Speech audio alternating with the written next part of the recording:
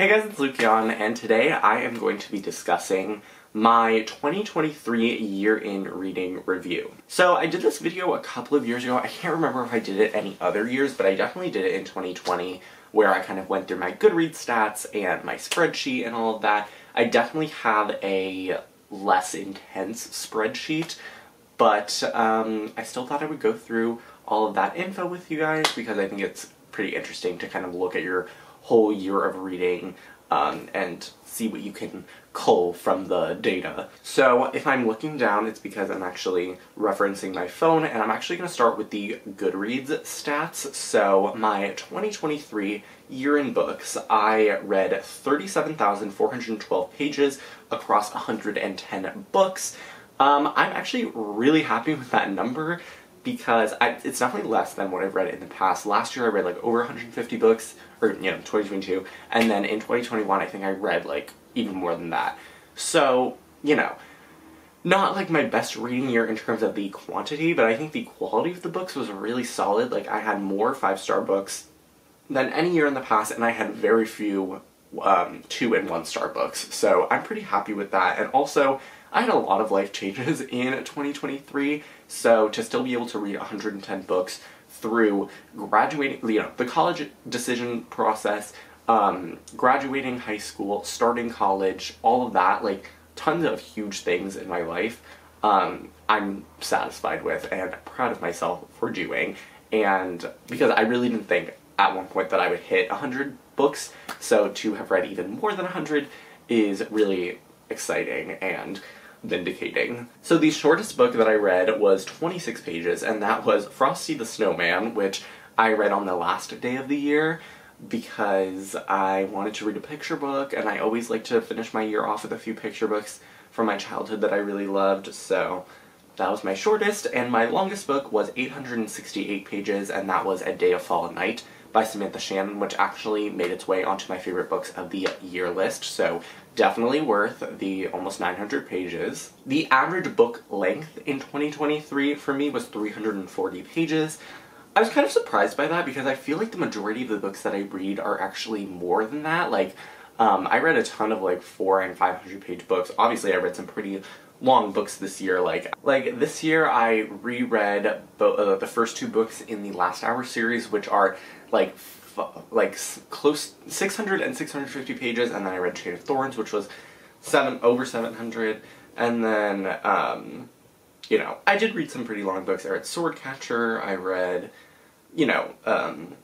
definitely some hefty books this year. I mean, I'm not doubting the data, obviously, but I just thought it was like an interesting data point, because I feel like I would if you would ask me to guess the average number of pages, I probably would have said like close to 400, but that's definitely interesting to know.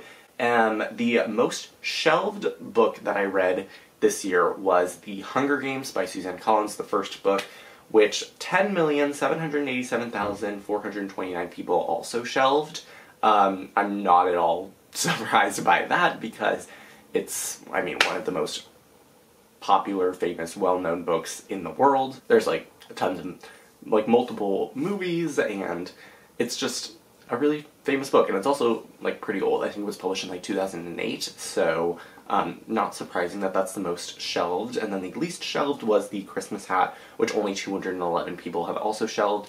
Again, that was another Christmas book. I always finish the year off with a reread of that picture book, and I might have expected some other book to be the least shelved, but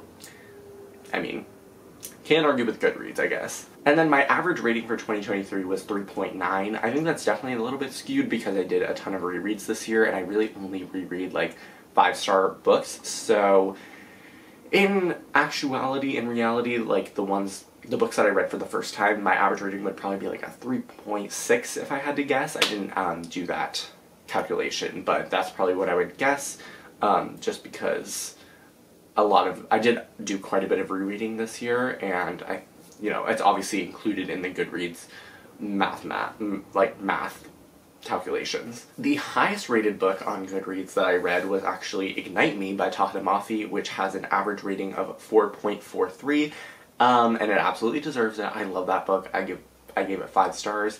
I reread it like every single year. And then my first review of the year was Legendborn by Tracy Deonn, which I gave 4 stars.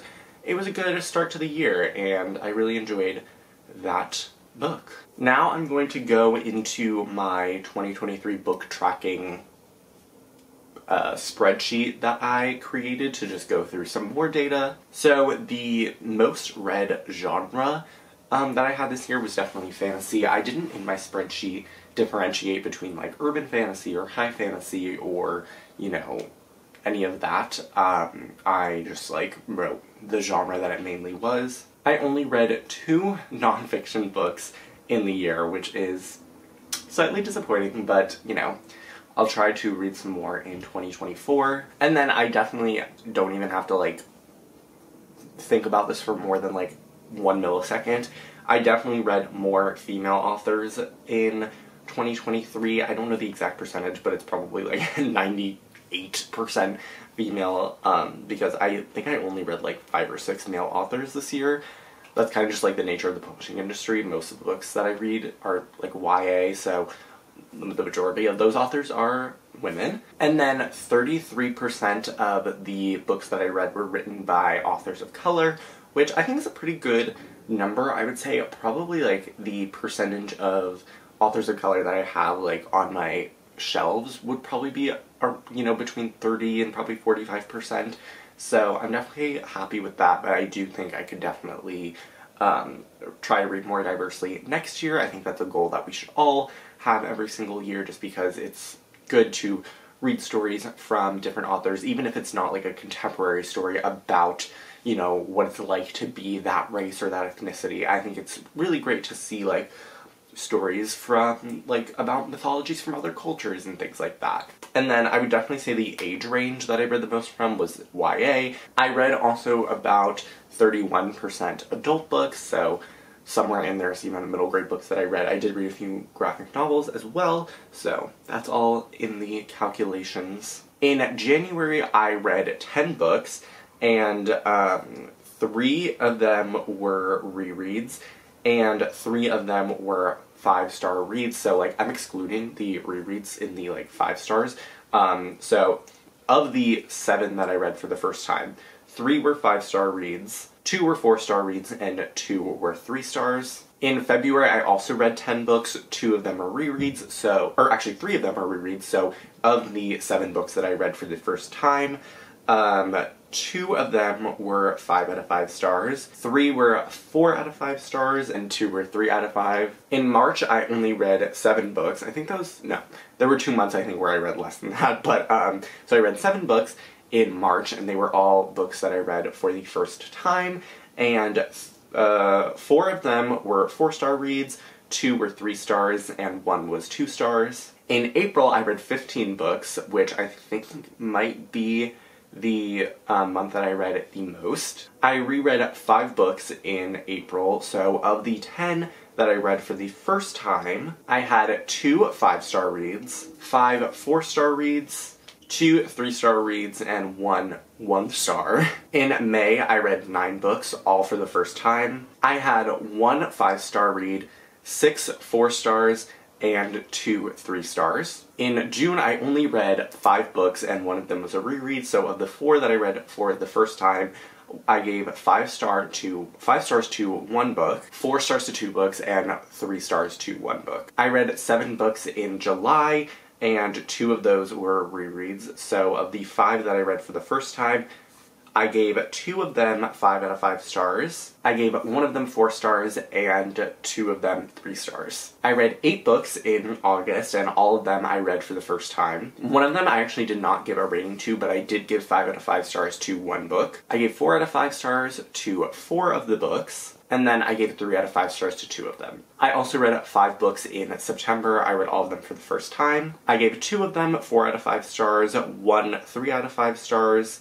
1 1 out of 5 stars, and 1 I did not rate. I read 8 books in October, all for the, 7 of them for the first time. I gave 5 of them 4 out of 5 stars. I gave 1 of them 3 out of 5 stars, and I gave another one 2 out of 5 stars. And then in November, I actually read 11 books, but they were all rereads, so they were all a part of the Shatter Me series, and I gave them a whole host of different ratings, but those pretty much stayed the same as in past years. And then in December I read 15 books as well, but 3 of them were picture books, so those were rereads as well. But I gave 1 book 5 stars, I gave 6 books 4 out of 5 stars, I gave 3 books 3 out of 5 stars, and 1 book 2 out of 5 stars. So that is it for my 2023 year in review. I hope those were interesting data points. I always like seeing just like the year as a whole and seeing all the data, because I think it's really interesting to kind of